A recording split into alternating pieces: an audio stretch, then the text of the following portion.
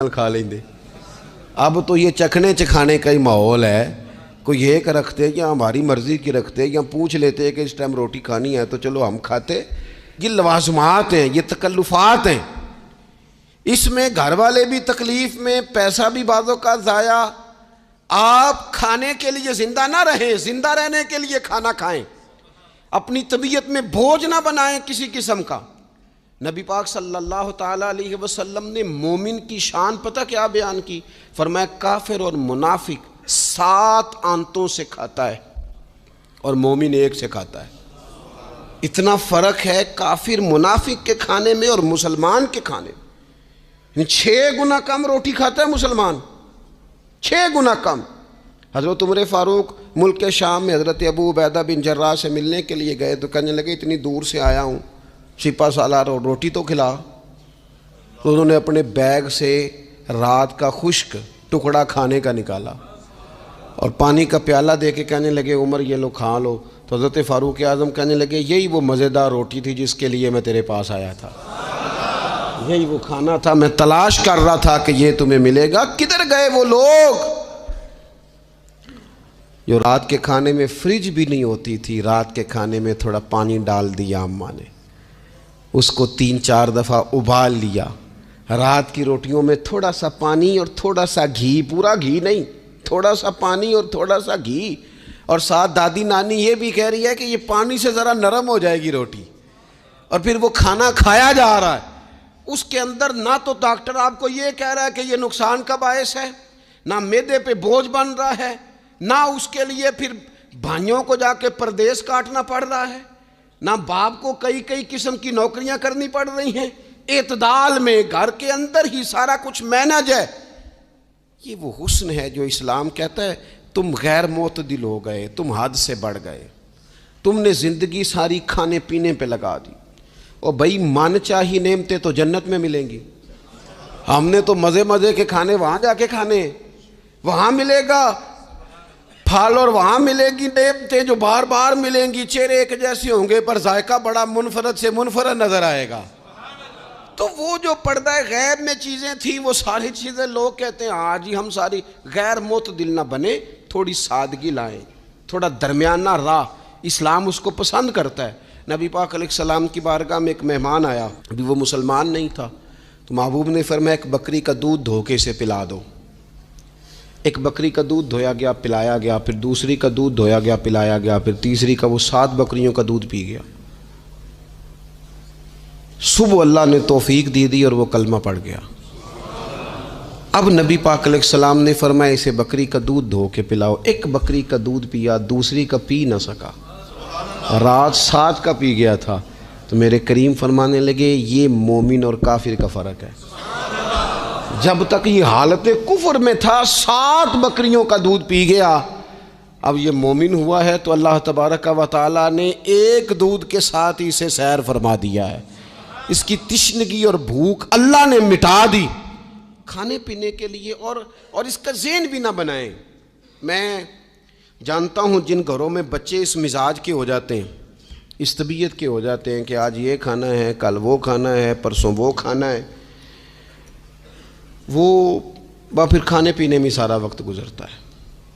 پھر وہاں دیکھا ہے کہ اماں بیچاری باورچی خانے میں ہی رہتی ہے، پھر وہاں صرف ایک ہی سلسلہ ہے کہ کھاؤ کتنا کو کھا سکتے ہو۔ تو معتدل رہیں۔ تیسری بات یہ کہ رزق کمانے کے مسئلے میں بھی معتدل رہیں۔ کاروبار کریں، محنت کریں، منصوبہ بندی کریں، کوشش کریں، لیکن پیسے کمانے کے مسئلے میں ڈپریشن کا شکار نہ ہو۔ یعنی اس کو نہ جینے مرنے کا مسئلہ نہ بنائیں کہ اگر 1 مہینہ کاروبار صحیح چمکا ہے تو صحت بھی ٹھیک رہی ہے، اور اگلے مہینے اگر تھوڑے حالات خراب ہوئے ہیں تو بلڈ پریشر بھی کافی اوپر نیچے ہو گیا ہے۔ اس کو نفسیاتی مسئلہ نہ بنائیں۔ پہلے بھی کئی دفعہ کہہ چکا ہوں، پھر کہتا ہوں، 2-4-5 دوستوں سے پیار ہے تو 2-4 دفعہ انہی دنوں میں نا، سال کے بعد آ کے مجھے کچھ دن آتے ہیں نا کاروبار پہ، انہی دنوں میں آ کے انہوں نے مجھ سے کہا، دور سے آئے، کہا جناب ہم کاروباری بندے، حالات ٹھیک نہیں، کوئی دعا بتائیں۔ تو میں نے کہا جن دنوں ٹھیک ہوتے ہیں ان دنوں کیوں نہیں آتے؟ کہ آج کل حالات بڑے اچھے ہیں، کچھ شکر کا طریقہ بتائیں، کیوں نہیں آتے؟ کیا فلسفہ ہم نے اختیار کر لیا ہے؟ رزق کا وعدہ اللہ کا ہے، اس کو کمانے میں اور پیسے کمانے میں محنت کرنے کا حکم دیا گیا ہے۔ نبی پاک علیہ الصلوۃ والسلام نے فرمایا جد و جہد کرو، نکلو، اللہ پہ بھروسہ کر کے نکلو، جس طرح وہ پرندوں کو روزی دیتا تمہیں بھی دے گا، لیکن اس میں نفسیاتی مسئلہ نہ بنایا جائے، نفسیاتی نہ بنایا جائے۔ حضور علیہ الصلوۃ والسلام نے نا ایک جملے کے اندر اس مضمون کو اتنے حسین انداز میں سمیٹا ہے نا کہ مسلمان، یہ ابن ماجہ میں موجود ہے، مسلمان اگر ان دو جملوں کو کبھی سمجھ جائے نا تو سکون آ جائے زندگی میں، اطمینان نصیب ہو جائے، تیقن کی دولت ملے۔ حضور فرمانے لگے رزق کمانے کے معاملے میں معتدل رہنا، کوئی بندہ اتنی دیر تک مرے گا نہیں جب تک اس کے حصے کا رزق اسے مل نہ جائے۔ اتنی دیر تک بندہ دنیا سے نہیں جائے گا، تیرا حصہ تیرے تک پہنچے گا۔ کبھی بھی بے آبرو ہو کے رزق کمانے کے چکر میں نہ پڑے، کبھی بھی ذہن پہ سوار نہ کر لیں کہ میرا کام نہیں چل رہا، کبھی بھی اس طرح کی طبیعت نہ بنائیں۔ اور میں تھوڑی دیر پہلے عرض کر رہا تھا کہ ایک بزرگ نے نا دو کنجوس لوگوں کو پہلے بلایا، کنجوس آدمی تھے الا ماشاء اللہ، تو ان کے سامنے کھانا رکھا، کھانا بڑا بہترین اعلیٰ کوالٹی کا، لیکن ان سے کہا کہ جناب ہم نے نا ایک سبق لینا ہے آپ سے، تو کھانا تو آپ کو ملے گا اور آپ کی مرضی کا پکایا ہے، پر کھانے کا طریقہ ہمارا ہے۔ انہوں نے کیا کیا، یہاں سے رکھ کے نا ان کے ہاتھ باندھ دیے۔ وہ پرانے زمانے میں جو جراح ہوتے تھے بازو ٹوٹ جاتا تھا تو باندھتے تھے نا لکڑیاں رکھ کے، تو لکڑیاں رکھ کے نا ہاتھ باندھ دیے تاکہ یہ جوڑ موڑ نہ سکے، تو یہاں سے ہاتھ باندھ دیے کہ روٹی کھاؤ۔ کنجوس بندے تھے۔ اب انہوں نے لقمہ اٹھایا، ہاتھ بندھا ہوا، اور یہاں سے لے جا کے جب منہ میں پھینکا، وہ کپڑے بھی سارے الجھ گئے، حال بھی خراب ہو گیا، پر کھایا انہوں نے مزہ لے کے پورا۔ وہ بڑی بری حالت ہو گئی، وہ کنجوس تھے دونوں کو دسترخوان پہ روٹی کھائی جا رہی۔ اب ان دونوں کو سمجھانے کے لیے کہا کہ اب ہم تمہیں دو اور لوگوں سے بھی ملواتے ہیں۔ اب دو وہ بندے بلائے جو دل کے سخی تھے، جو رزق کے معاملے میں اس کا زیادہ حریص نہیں تھے، ان کی بھوک جو تھی وہ کہیں دور تک دکھائی نہیں دے رہی تھی۔ انہوں نے کہا جناب ادھر آئیں، آپ دونوں بھی۔ ان کے بھی ہاتھ باندھ دیے گئے، کہا آپ نے روٹی کھانی ہے، آپ نفیس لوگ ہیں، ناراض نہ ہوئیے گا، سخی بندے ہیں، پر کھانا آپ نے کھانا ہے، پر ہماری مجبوری ہے، ہم نے آپ کے ہاتھ باندھ کے روٹی دینی ہے آپ کو۔ وہ دو بندے بھی آمنے سامنے بٹھا دیے گئے، کھانا چن دیا گیا، ہاتھ یہاں سے باندھ دیے گئے، لیکن وہ سخی تھے۔ انہوں نے کہا جناب کوئی مسئلہ نہیں، اللہ تعالیٰ توفیق دے گا۔ انہوں نے کیا کیا، وہ لقمہ لگاتے اور ایک دوسرے کے منہ میں ڈالنا شروع کر دیتے۔ کھانا بھی کھا لیا، کپڑے بھی بچ گئے، نفاست بھی قائم رہ گئی، اور کسی قسم کی کوئی پریشانی آئی، کام خاصا مشکل ہے کسی کے منہ میں لقمہ دینا، کام بڑا مشکل ہے، یعنی کھانا آ جائے، پک جائے، پاس پہنچ جائے، اور پھر اسے توڑ کے بنا کے اتنی محنت کر کے دے کسی کے منہ میں دینا۔ لیکن یہ دے کے دیکھو کپڑے بچ جائیں گے انشاءاللہ، نفاست نظر آئے گی، حسن نظر آئے گا، خوبصورتی نظر آئے گی، اس میں لطافت محسوس ہوگی، اس میں لگے گا کہ یہ بندہ ایسا ہے جسے اللہ تعالیٰ نے اپنے فضل سے عطا فرمایا ہے۔ تو غیر معتدل طریقہ بندے کو رسوا کر دیتا ہے، رسوا کر دیتا ہے۔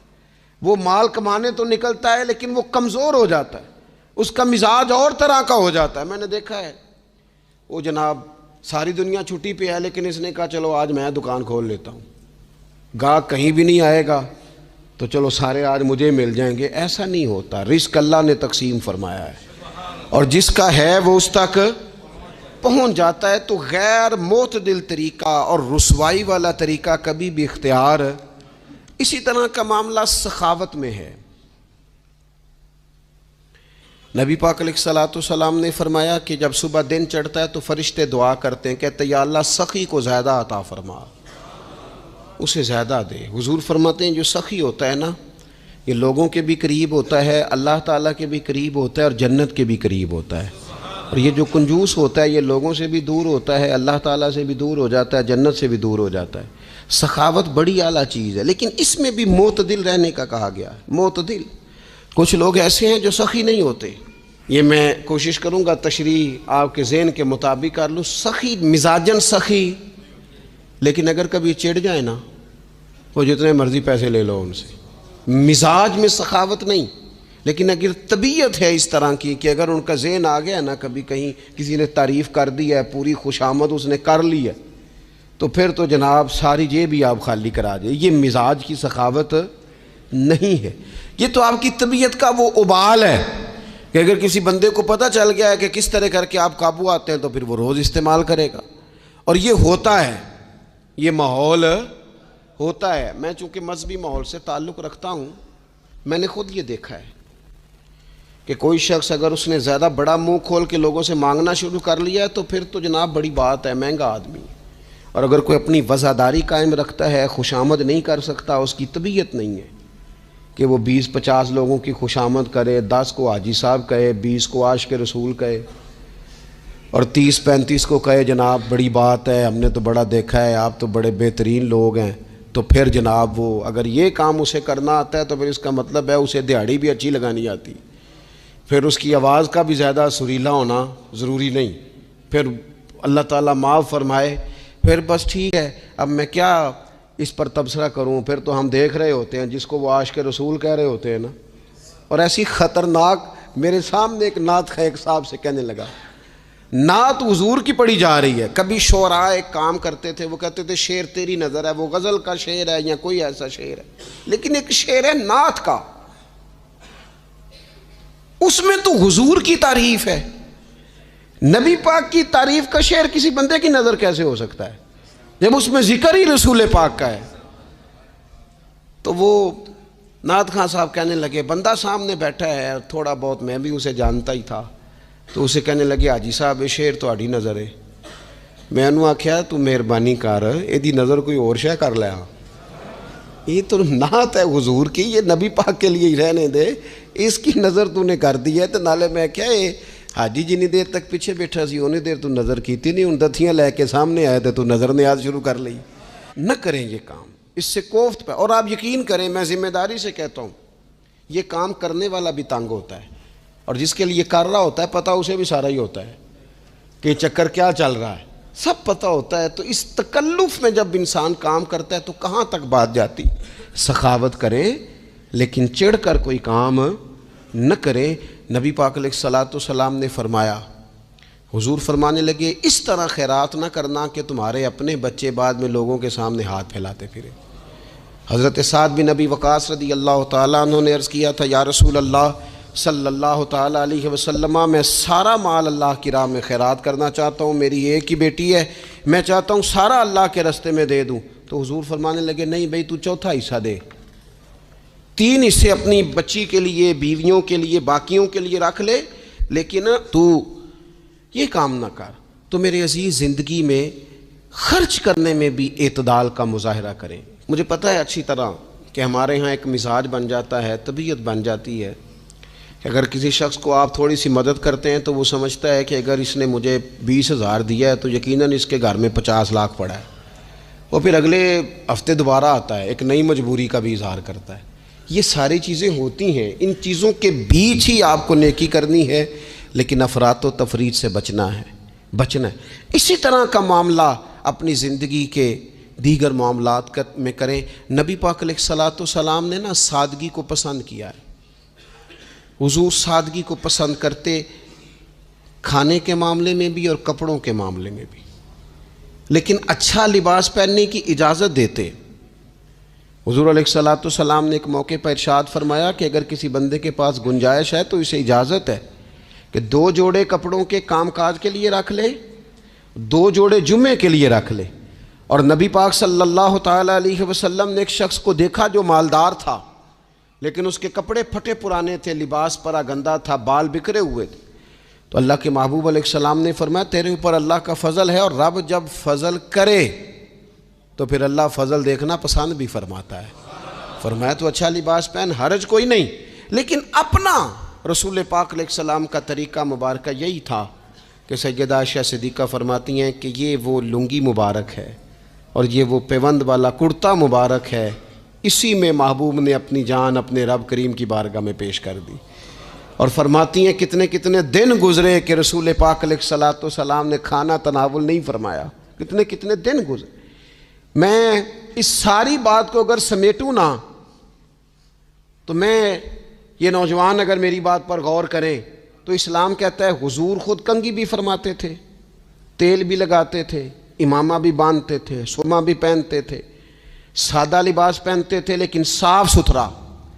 اسلام آرائش کی اجازت دیتا ہے، زینت کی اجازت دیتا ہے۔ آپ کنگھا کریں، تیل لگائیں، خوشبو لگائیں، سرما لگائیں، صاف لباس پہنیں، کپڑے دھلے ہوئے پہنیں۔ حضور نے حکماً کہا، تاکیداً کہا کہ جمعے والے دن نہا کے مسجد میں آیا کرو۔ اسلام آرائش کی اجازت دیتا ہے، بس نمائش سے منع کرتا ہے۔ دکھاوا نہ کرو، نمائش نہ کرو۔ یہ نہ کہو کہ میں نے اتنے لاکھ کا پہننا ہے، ذرا لاگ پتہ جائے لوگوں کو۔ یہ نہ مزاج بناؤ کہ اوہو یہ تو میں نے جناب پچھلے ہفتے بھی پہنا تھا، یہ تو میں نے منگنی والے دن بھی پہنا تھا، نکاح والے۔ یہ نمائش ہے، نمائش سے اسلام منع کرتا ہے۔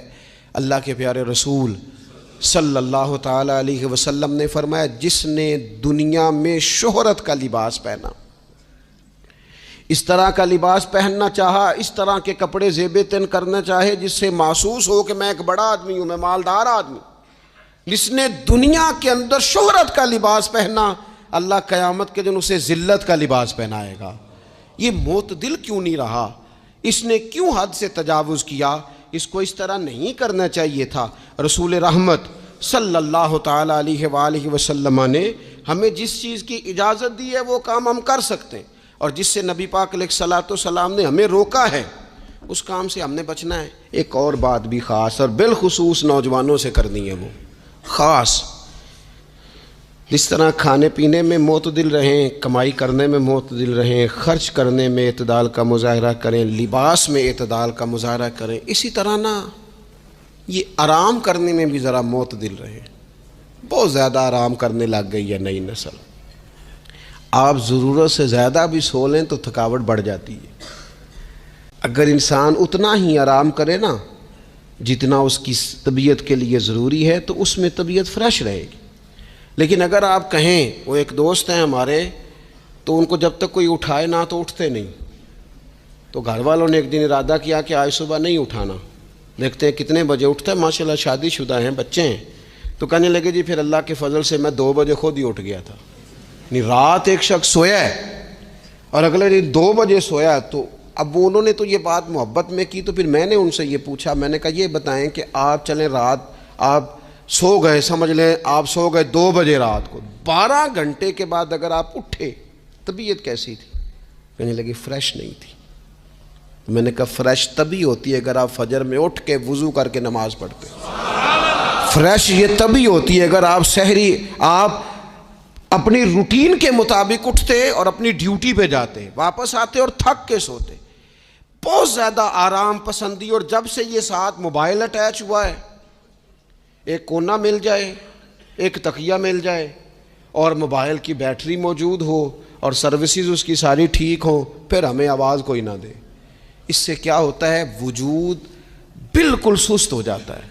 آپ کو اللہ تعالیٰ نے جو قدرتی صلاحیتیں دی ہیں، آپ جو کچھ کر سکتے ہیں اپنے گھر کے لیے، وطن کے لیے، ماں باپ، وہ آپ نہیں کر پائیں گے۔ زنگ آلود ہو جائے گا وجود، ہر وقت کی تھکاوٹ، ہر وقت کا مزاج کے اندر سستی کا آ جانا۔ اعتدال سے نہ نکلیں، نیند 7-8 گھنٹے بہت کافی ہے۔ اور وہ بھی میں آپ کو ایک ذاتی بات بتاتا ہوں، اگر اللہ چاہے نا بندے کی نیند پوری ہو تو کئی دفعہ صرف 20 منٹ آنکھ لگ جائے تو بندہ فریش ہو جاتا ہے، اور اگر منظور نہ ہو مالک کریم کو تو پھر ٹھیک ہے، لوگ لیٹے ہوئے ہیں۔ اللہ کے پیارے رسول صلی اللہ تعالی علیہ وسلم نا بہت زیادہ آرام طلبی کو پسند نہیں کرتے، مسلسل جد و جہد۔ گھر آئے، کچھ دیر آرام کیا، نماز شروع کر لی، حضور تہجد میں اٹھ گئے، پھر حضور فجر میں اٹھ گئے، دوپہر میں تھوڑا سا آرام فرماتے تاکہ رات کو بیدار رہنا آسان ہو، لیکن بہت آرام پسندی۔ ہمارے حضرت صاحب فرمایا کرتے تھے زمین کے اوپر کام، نیچے جا کے آرام۔ وہ کسی نے کہا تھا جاگنا ہے جاگ لے افلاک کے سائے تلے، پھر تو حشر تک سوتا رہے گا خاک کے سائے تلے۔ سونا ہی ہے نا، مرنے سے لے کر قیامت تک سونا ہے نا، تو اب تو جاگنے کا وقت ہے۔ نبی پاک صلی اللہ تعالیٰ علیہ وسلم نے حضرت معاذ ابن جبل رضی اللہ تعالیٰ عنہ کو یمن کا گورنر بنا کے بھیجا تو نصیحت فرمائی تھی۔ حضور علیہ الصلوۃ والسلام نے فرمایا تھا تمہیں گورنر بنا کے بھیج رہا ہوں، عیش کوشی سے بچنا۔ حضور فرمانے لگے اللہ کے بندے آرام طلب نہیں ہوتے، رب کے بندے تو محنت کرنے والے ہوتے ہیں، جد و جہد۔ وہاں جا کے عیش کوشی سے بچنا، یہ مسند امام احمد بن حنبل میں موجود ہے۔ یہ جو آرام ہے نا، ہمیں بلائے کوئی نہ، آواز کوئی نہ دے، وہاں مرضی سے اب تو چھٹی ہے جی، اب تو میں نے سویرے اٹھنا ہی نہیں، او بھائی ڈھیر سارے کام ہیں جو چھٹی والے دن کرنے کے، ڈھیر ساری ذمہ داریاں ہیں جو چھٹی والے دن پوری کرنے کی۔ اپنی زندگی سے، اپنے وجود سے کچھ نفع لیں، ایسا نہ ہو کہ یہ بیکار ہو جائے۔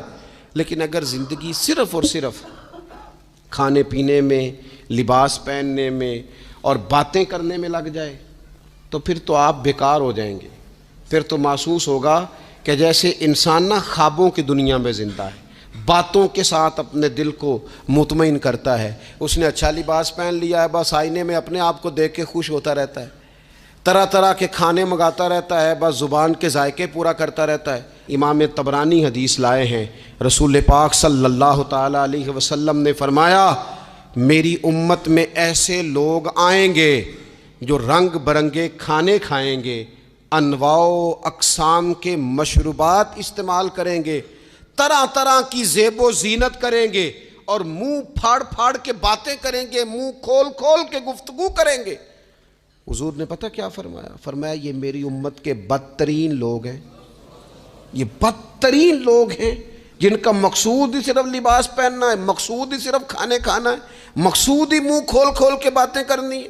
ان لذات میں جو لوگ پوری طرح الجھ گئے، کوئی خیر کا کام ہی نہ کر سکے، کوئی مقصد زندگی کی طرف ہی نہ بڑھ سکے، یہ بدترین لوگ ہیں۔ عزیز دوستو، ان تین چیزوں میں ڈھیر سارے لوگ، اللہ تعالیٰ معاف کرے اللہ ماشاء اللہ، اللہ سب کو محفوظ رکھے، اپنی زندگی کو ضائع کرتے دکھائی دیتے ہیں۔